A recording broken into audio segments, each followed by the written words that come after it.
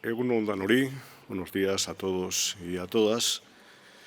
Niretzat erronka handia da, lurralde plangintza, etxe bizitza eta garraio saila nire gain hartzea koalizio gobernu honetan eta bizi dugun egoera sailean.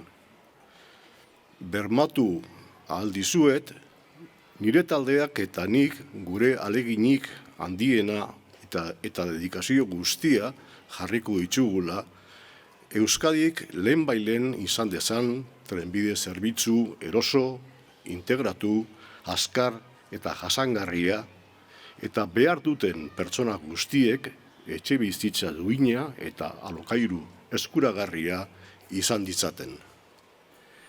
Les decía que me siento muy honrado de formar parte, una vez más, del Gobierno de Euskadi, un gobierno compartido por las dos fuerzas políticas con mayor arraigo histórico en nuestro país, y siento al mismo tiempo una enorme responsabilidad porque vamos a tener que responder a la situación realmente difícil en la que nos está poniendo esta crisis sanitaria, económica y social. Desde el Departamento de Planificación Territorial, Vivienda y Transportes, mi compromiso es trabajar y dar el mejor uso posible a los recursos económicos de los que podamos disponer al servicio de la sociedad.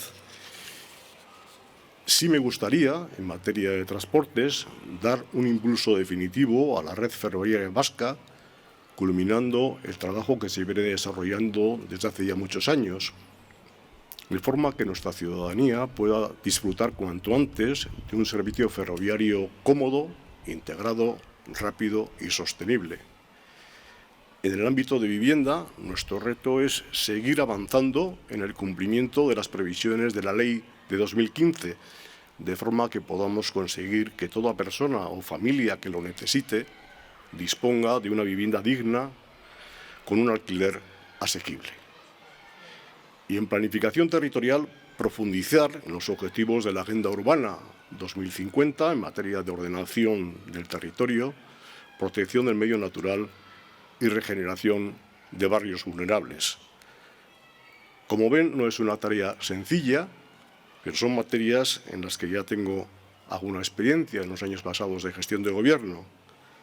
Vamos a intentar sacar adelante la tarea con la mayor dedicación de mi equipo del departamento y la mía misma. Y, por supuesto, espero contar para ello con la colaboración de todos ustedes, con quienes espero mantener la mejor dedicación profesional y humana. Muchas gracias.